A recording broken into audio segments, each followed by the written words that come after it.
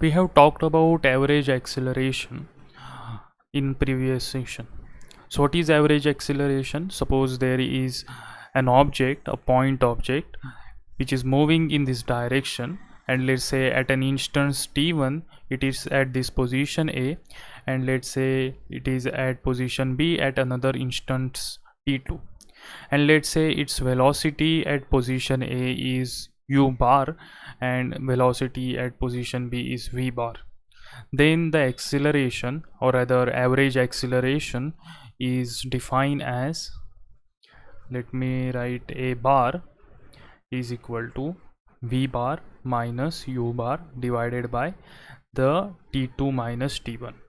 So average acceleration is nothing but the change in the velocity divided by the time taken.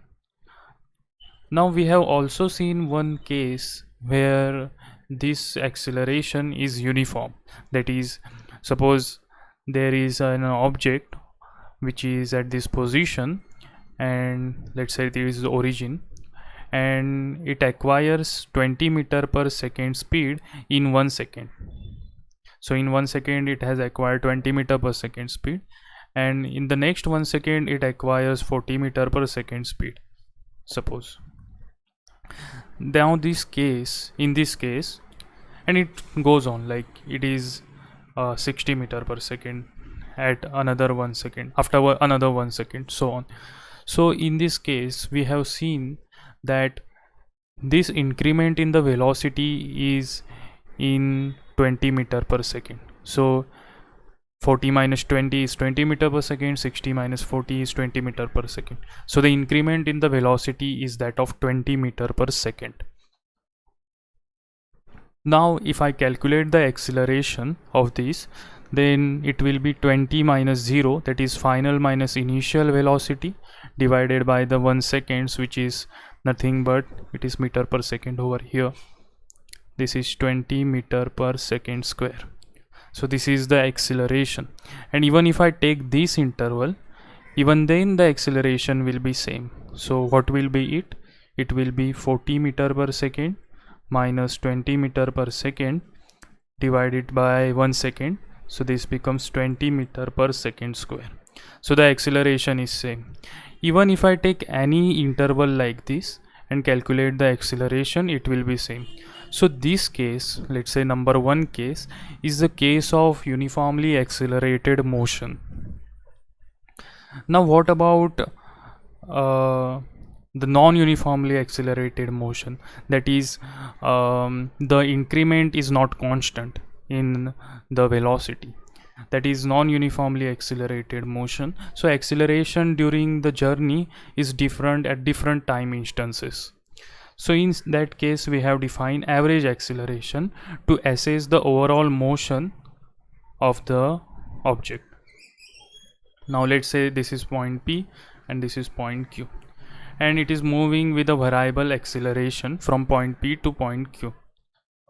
Then when we are interested in the overall motion, we will calculate average acceleration. But if we are interested at a certain instant of time, then what we will do? So let's say I am interested here. Let's say t is equal to 0 over here, and let's say at t equal to 2 seconds I am interested what is the acceleration at t equal to 2 seconds. So how will I do that? Now at that particular instance of 2 seconds, delta v will be 0 and also delta t will be 0. So if I calculate the average acceleration, then it will have the form 0 by 0, because delta v is 0, delta t is 0, and this will be not defined. Then what we will do is we will take a certain interval, that is, I will take, let me use another pen here, let's say green. Suppose I take this interval, let's say the velocity at this is u and at this point it is v. So it is at another instance of time, the velocity v. Now what I will do is I will calculate delta V by delta T. So delta T will be something, suppose if I have taken here 6 seconds, so it will be 4 seconds, and delta V will be V minus U.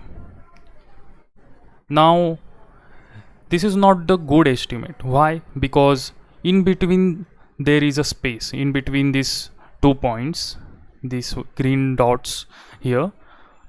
There is more space for average some acceleration, and that is variable, as we know from the motion. That is, we already said that the motion is non-uniform accelerated motion. Now what I can do is, to get still better estimate than this, I will choose another point over here. Let's say this is t equal to 4 seconds, and then calculate, let's say this is v dash, then this is the first estimate, this is the second estimate, that will be delta v by delta t. So v dash minus u divided by 2 seconds, because the time passed is 2 seconds between these 2 points, this and this.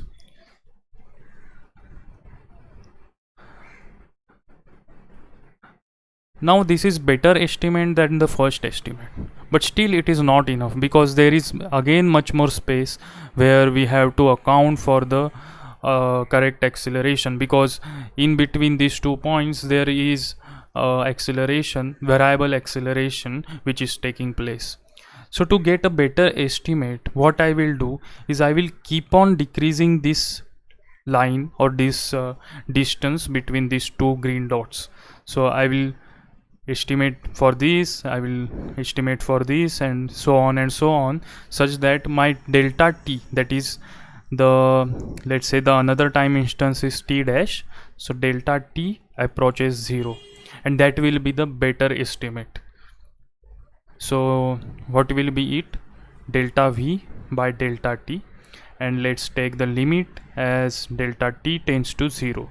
So that will be the better estimate, because we are approaching that instance where delta t, that is the time interval between 2 points, is approaching 0. It's not 0, but it is approaching 0. So this becomes dv by dt. Now let's understand it graphically. So consider this graph. Let's say this is velocity v and this is time t. So velocity versus time graph is there, and let's say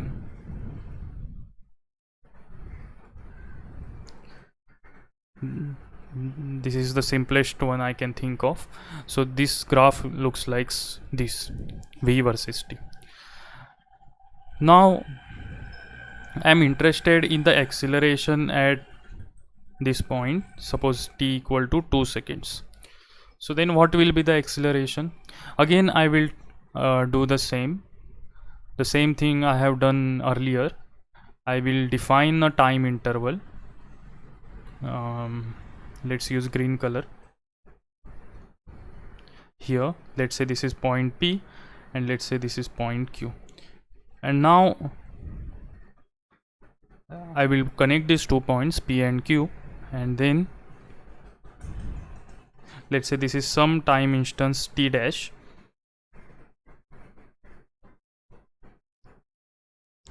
Now the slope of this will give you the estimate of the acceleration. So what is the slope? This will be delta v, and this is delta t. So this is rise and this is run. So the rise over run will give you delta v by delta t. Now this is again not the better estimate of the acceleration at point P. So what I will do is I will take another point here, let's say q dash, and again calculate the slope of this.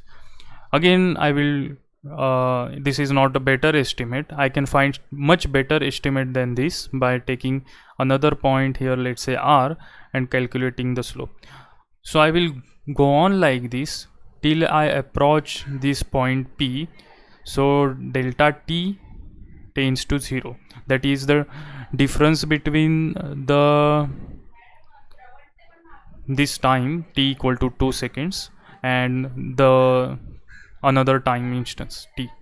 So delta t tends to 0.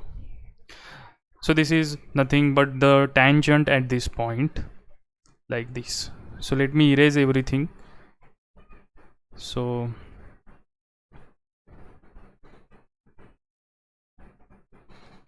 this will be the tangent at this point. This is p. So this tangent will give you the acceleration at that particular instant. You can see that it is in highly analogous with the case of instantaneous velocity. We have done the same thing to calculate the instantaneous velocity.